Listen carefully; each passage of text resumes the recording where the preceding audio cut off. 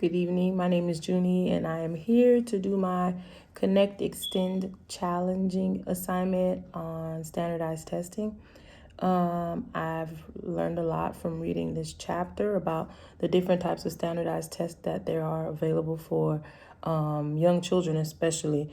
When I thought about standardized tests, I always thought about it being for children in upper elementary school grade levels, such as the third, fourth, and fifth grades.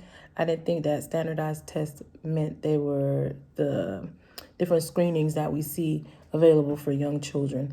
When I read, I found out about the ability testings, which is the current level of knowledge, the skills in a particular area. So you're measuring their skills and their knowledge that they know. Their achievement testing is the extent to which a person has acquired certain information or if they mastered a skill. And aptitude testing, the potential to learn and develop proficiency in some type of area, which that can be music, which is one of the examples I read.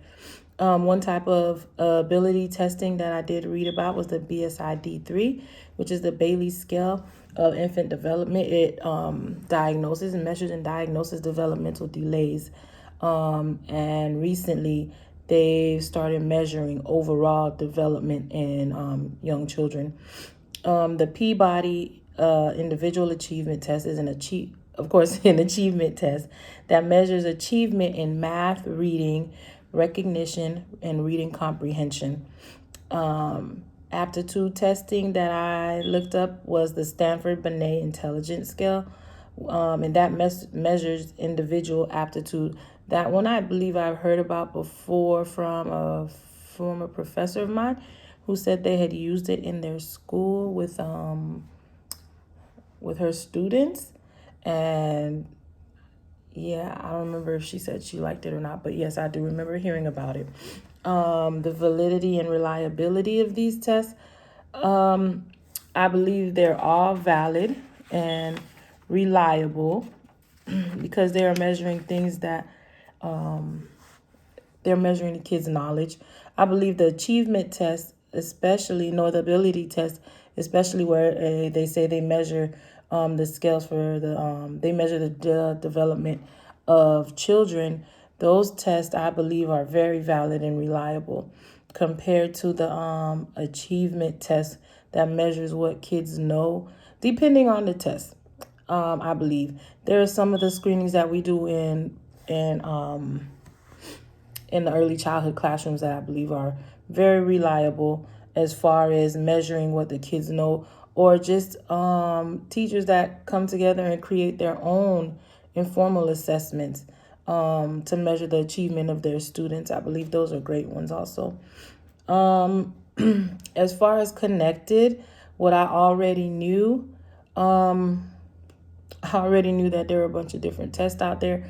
I just wasn't I didn't know that those were standardized tests.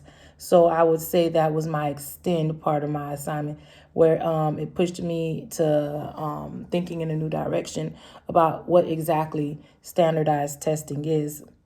As far as challenging goes, I would say, especially for the higher grades, not for even just early childhood, but students like my own child who's now in fourth grade, are standardized tests really necessary when we're taking tests that measures children's achievements, but they're not actually accurate because there's no real learning going on in the classroom.